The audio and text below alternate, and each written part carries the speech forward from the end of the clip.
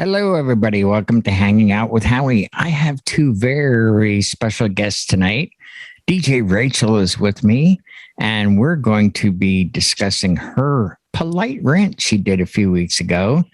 And along with her, the one and only Lou Paris from Paris Creative, and a new platform for your planning, Q, which is really, really cool. So, Rachel, you did what was called a polite rant. I thought it was very well done, and I thought it was worthy of a topic because it really isn't about a brand. As a matter of fact, I saw today, everybody knows who Jake Jacobson is. He showed his setup, and he's using a MacBook Pro and an Asus as a backup, two laptops. So, Rachel, nothing wrong with that. Take it away. Yeah, I mean, so Rachel, take it away. Give us your synopsis of your polite rant. Sure. So first, I want to say the beauty and magic of this job is that there are a million ways to get this job done. There is no right or wrong how to do it, as long as you are on time, you love what you do, your clients are happy, and you're ethical and have integrity in what you do. But in terms of gear and all that, there's no right or wrong. So that is what I think really excites me about this industry, is that you can get creative, you can make your Frankenbooths, you can take this brand, that brand, these wires, that wires, and just create whatever you need to make it work for you. So that's why I don't want to turn this into a battle of the brands, because I think there's a ton of great products out there that serve DJs. And it really boils down to finding stuff that matches your style and your workflow. And what works for me might not work for you, and vice versa. And that's why I think it's great to have shows like this and dialogue like this, and have, platforms and chat rooms. And I know Lou and I belong to a little private messenger group where we just kind of send memes and chat and bounce ideas off of each other. And it's a wonderful collaborative thing, which kind of brings me to, how we got to this topic tonight. So as you know, I do a lot of gig logs. I'm a pretty open book, and I just like to give a behind the scenes look at kind of what I do, how I do it, and why I do it. And in this one particular video, I decided to address a specific question that I kept getting in a lot of my posts. It was, Rach, why do you have two laptops set up side by side at your events? And I thought it was kind of an obvious answer, but apparently it wasn't. So I simply took the time to explain, well, this is my main laptop, but I have a carbon copy backup literally right next to it, ready to go, plugged in with a mirrored hard drive. So if laptop A fails, I hit a button on my controller and I am up and running in literally seconds. And I feel that when you are a DJ doing weddings and you're charging a certain, price point and offering kind of an expectation, I feel that the client deserves nothing less than perfection. And whatever you need to do to make that happen, that's for you to decide. But that was my personal workflow. So then from there, I kind of just, I read all comments, and I really try to respond to everyone that tunes into my videos and engages with my content, just because I appreciate them being there and checking it out. And there were several comments that were just kind of really took me back for a second. It was like, I almost couldn't believe what they were saying. Some were kind of rude. Rude it just was the word. Okay. We'll call a spade a spade. I'll call it rude. It's the industry. Let's not bat words here. It's straight up. Yeah, they were kind of rude and just honestly really unintelligent and extremely ignorant. So that's when I kind of decided to take my gig log and do a little rant at the end to kind of address some of these comments, because I really am big on putting good information out there that might be opinion based, but at least it's logical. You might not agree with everything, but at least what I'm trying to propose is supposed to give some semblance of reasoning and logic here. So pretty much what they said was, a couple comments, was, well, if you weren't using Windows-based laptops, you wouldn't need two of them. So I'm just going to let that kind of stew for a second. So if you weren't using Windows-based laptops, you wouldn't need a second one. That was kind of the one that really triggered me. And this is where you can put like that trigger GIF in there where you're like, You know what I mean? I was like, how could they even say something like that? And then there was also, the real DJs use MacBook Pros. And then it kind of gone from there. Well, MacBook makes better products, and just all these overgeneralized statements that literally aren't backed by any fact or logic or anything that's actually concrete. It's all opinion, super fan based propaganda. And I was like, okay, so we're going to have a direct conversation about this. So pretty much my message was, I don't care what you use, whether it's Mac, it's PC, Serato, virtual DJ. I don't care if it's a Android tablet, an iPad, you do you. Denon, Pioneer, doesn't matter. At the end of the day, you need a plan B. And if you are so ignorant to have such an overconfidence in a particular brand, you are doing yourself and your client a major disservice, because with electronics, anything can go wrong with any brand, with any piece of gear at any time. Period. Dot. The end. And I will do hashtag come at me, bro, because no one is going to convince me otherwise. Now, I will say price only has a little bit to do with it. I think there is something to be said for quality made products, right? But you get to a certain point and a price point where if you spend $2,000 on an Asus gaming computer or $2,000 on a MacBook Pro, guess what? Either one has the potential to have something go wrong. And I've been very transparent about this throughout my career. I actually have a gig log where I was literally in the middle of a nightclub, peak hour. It was pretty much the stroke of midnight. My Razer laptop, it was a brand new laptop. I think I only had the thing for about a month and a half. Really specced out, a fantastic gaming computer, and I got the blue screen of death. I was an unfortunate soul that had the motherboard completely fail, because Razer kind of gives you these diagnostic updates of every stage your laptop goes through with repair. And they pretty much said, hey, that was completely our bad. We're really sorry. We're just going to send you a new laptop. We don't know what happened, but your motherboard just failed. Now, if I didn't have my Denon MCX 8000, which is a standalone unit, it would have been a really bad night. So I didn't have two laptops at that gig. I had a standalone option. So again, it doesn't matter what you do. You just need a backup option. Now, to kind of elaborate on this a little bit more, so I think it's obvious you need a backup. So first message is, stop being an idiot. Don't be so ignorant to think that your brand can't fail, because it's just not the truth. But I want to take it a step farther. So the second part of my rant was not only having a backup, but your backup better be good enough for you to do what you would normally be able to do without compromise. And I hear a lot of DJs say, oh, I have my phone, or I have a tablet with a bunch of music, or I have a couple of 30-minute mixes, so I could reboot or get up and running. And I think that's a wonderful solution for a temporary fix, meaning if you have to plug in your secondary laptop, or you have to go, run out to your car to go get your backup mixer or something like that, that's fine. But if someone is paying you $3,000, $5,000, whatever it is to do a wedding, do you really think you're going to do the customer justice by doing an entire wedding reception off of a cell phone?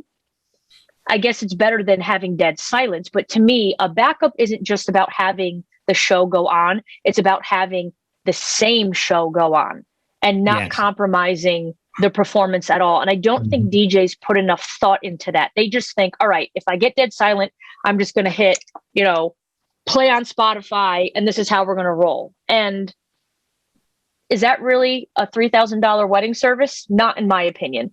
So I think we need to kind of rethink our plan Bs. You not only have to be comfortable with it, but be competent and skillful with whatever it is that you're using. End rant. All right. Well, you brought up some great points there. And I think the three of us actually use, PC and Mac. And Lou, I know that you're a Mac guy, but your day job, you're doing. Tell us a little bit about that. I've supported every platform you can think of, Unix, Linux, Mac, PC, the works. And Rachel really spoke eloquently on this. Is like, no matter the price point, no matter the situation, anything can and will fail. and it will fail at the worst time. And it does not matter. Well, not according to one of the comments there, you know. And this is an issue that's kind of permeated DJ. And you know what? I see it in photography as well, because I pick the photography groups every now and then. And, if you don't have a new Sony and blah, blah, blah, that'll never fail. You don't need 2 card slot. This is this mentality of my brand is superior, whether it's Pioneer, whether it's Denon, whether it's whatever, Rain and Mac, PC, Asus, it doesn't matter. People have this brand loyalty and will, fight tooth and nail to think that it's perfection. And there's just no such thing. Technology is not perfect, period, end of discussion. And I've been lucky enough, like Rachel, it's like every solution that I've built in to my, ever since I started my company, I also come at it with an IT background. I literally wrote the book on the FBI and Department of Justice backup and recovery solutions, literal novels on this, because you have to think of not just plan A, plan B, plan C, and plan D. And a great example of this, I had my first wedding of 2020, one of only 4. And we had a derecho come through, really, really powerful storm, got some really nasty winds, some thunder, the power blipped for a second. And we're going along for about 30 minutes, and then the power just died. Their generator died, and we were running on that generator the whole time. And it turned out that there was a tree blocking the entranceway to the venue itself. So nobody could get in and out to go get parts to service the generator. So next thing you know, I have a battery backup. So I'm running off my battery backup initially. And then, we got about, I want to say, an hour and 10 minutes or an hour, 20 minutes or so. And we're running out of power at that point. So it's like, okay, here's solution C now. We're really starting to dive into where can we do things. And, at that point, we changed the timeline around so we can make sure we had first dance done, any of the toasts, everything that would have been a requirement, make sure all those check marks were made, right off the bat, right after dinner. And then I switched to my plan D at that point, which was running, virtual DJ, just laptop DJing at that point without my controller to save power, and to run off my Maui 5 Goes. And I was already running my Maui 5 Goes as I normally do for a ceremony and cocktail anyway, so that, even they were partially drained, but we got through the night. And it was this constant hunt for solution. It's all about finding those solutions. And it's just like Rachel said, I don't care if you get paid $1,000, $2,000, $3,000, $5,000, whatever that amount is. There's an expectation of quality that you have to bring in there. You just can't throw your hands and walk away. And honestly, if you're just throwing a pre-mix and just being done with it, I think you're failing, the client in that regard. It is up to you to have built in your systems, whether it's an emergency play to, swap out equipment. That's personally what I do. I have my main laptop up. I use a Rain 1 right now. If something on that fails, I can play off my Soundcraft digital mixer for like 1 or 2 songs if I need, as I'm swapping out pieces of equipment. And I can swap out nearly every single piece of equipment that I bring in there just to make sure that I have a direct replacement for everything. And hopefully, if that ever happens, nobody's the wiser during that whole process. Exactly. Your story about powering down and keep the essentials going kind of reminds me of that, Apollo 11, where they just had the bare necessities. Bare necessities. Sometimes we need air. And no joke, I was like literally like calculating in my head, how long could I run off this, and this. And luckily in this case, because it was COVID, we're just starting to come out of COVID a little bit. So it was a very small wedding. So I knew that I could run one Maui 5 Go for each part of the night for the rest of the night. And lo and behold, I ran out of battery on one, but I flipped right over to my next one. And again, it's just this mentality of knowing what's going on, knowing if the next thing fails, what's your next solution? You always have to have your next step in mind. Otherwise, you're failing the customer and you're failing yourself as a brand. I think the important takeaway from what I've gathered from the two of you tonight, because this is, to help the newcomers that are really quite impressionable. And when someone makes an absolute, I don't like absolutes. Okay. You know, they just don't work out. As you've said, that everything will fail eventually. And, you know, for the newcomers, try to stay away from those sort of absolute comments and do your due diligence. There's a lot of people out there, such as Lou and Rachel and a whole host of other people. You know, have your plan A, plan B, plan C. And Rachel, I love that comment that, listen, they paid for a $3,000 to $5,000 event. Experience, right? The experience for it. Don't do that on a phone. I do the same thing. I have carbon copies of my laptops, and then I have a plan C and a plan D. Thankfully, I haven't had to use them, but you know, I have had failures like Lou said, anything, and I've had that with lighting. But then, as you saw at Beret, somebody actually came up and said, "Why do you have two iPads open?" I said, "That's how I'm controlling the lights." And they go, "But what's with the second one?" I said, "If this goes down, I can engage that second one in a second, and nobody will be the wiser. They're going to think, okay, because I set my lights to last, meaning the last command that they had, okay, everything's held blue for a second or two. Then I start up the second laptop and the show continues. Nobody knew. I actually showed somebody. I said, "Here, watch what happens. I'm gonna cause a failure with this laptop or with this iPad." And the colors froze, and I engaged the second iPad, and the movements continued. And they're like, "Wow, nobody knew but the person I was showing that to." And that's where it needs to be. That's where, I mean, and that's not to say that we will always have a 100% uninterruptible event. You know, there's always something that can happen, but exactly, you should have at least something that's as close as possible. Just like me, you know, 2 cloned hard drives. These things get exactly every week.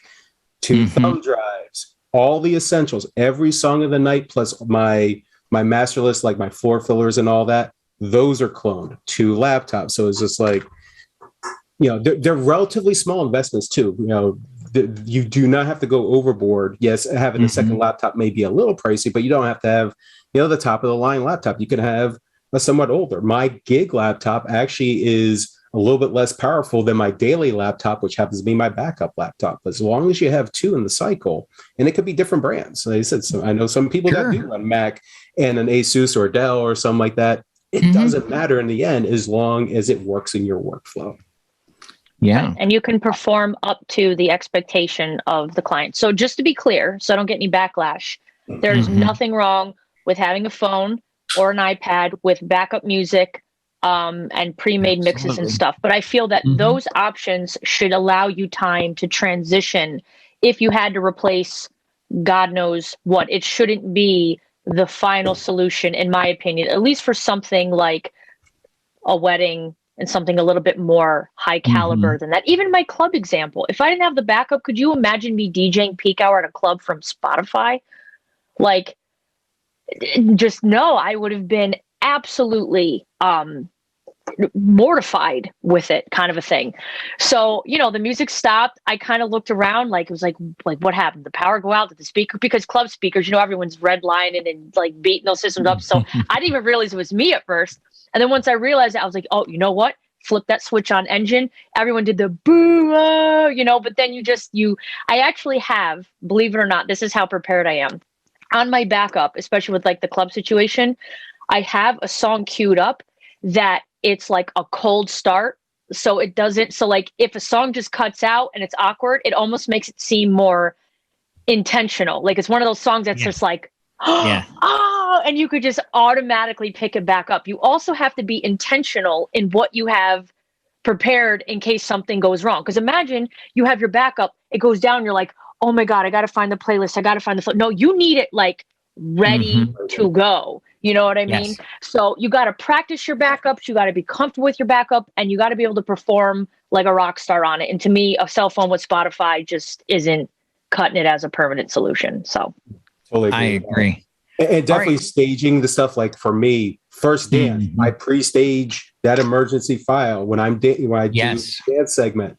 I have actually Lean Back as my go-to because it starts off, has that intro on it. So just like Rachel said, if there's some immediate cutoff, people are like, what? And the next thing you know, you started with an intro and people are going to get hyped up from that. So it saves you a little bit from that, that particular. They think it was planned.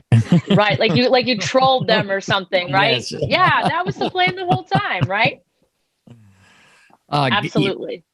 You folks have been wonderful tonight. Is there anything that you would like to add before we close this out? We gear this particularly for the newcomer as well as, seasoned people that can learn something. Anything else you want to add? All right, then. I'll let Rachel go first. No, you go, because I want to formulate how I wanted to say this. People need to get off their high horse with this. Yes. This, I'm superior than everything. My brand's superior. It's just like, we're peers in this industry, and we shouldn't be. I am superior. Just like you said, Howie. No absolutes here. This shouldn't be. Brian. It's like, in the end, we're doing ourselves a disservice when we start rattling our sabers of, Macs are superior, PCs are superior, this is that. I mean, we all will have our personal favorites, but that shouldn't color our ideas of when people are asking us questions, or if we're, providing comment. It should be, I might happen to like this, but I see where you're going, as opposed to, no, Max, you only need one, and all that is just ridiculous. And we as a DJ culture really needs to step away from that kind of mentality.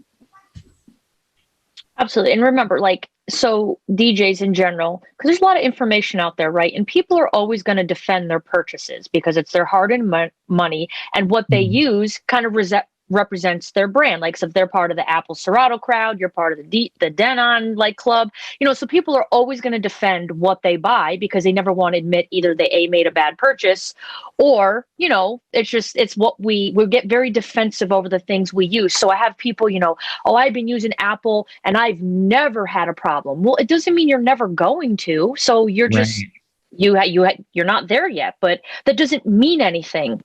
And then when people are talking about, if you look at the stats and number of people reporting, there's underreporting going on. There's people also that don't have their laptops optimized. There's people that do things on their computers that they shouldn't be doing. So even though it's failing, it's not the computer's fault. It's user error and stupidity. And, then they wrap that up in the statistics of the device. And it's like, God, none of this is quantifiable. So at the end of the day, pick your brand, buy what's in your budget, maintain your equipment, and know how to troubleshoot it if something goes wrong, and you'll never go wrong, period, the end, regardless of brand. You know what I mean?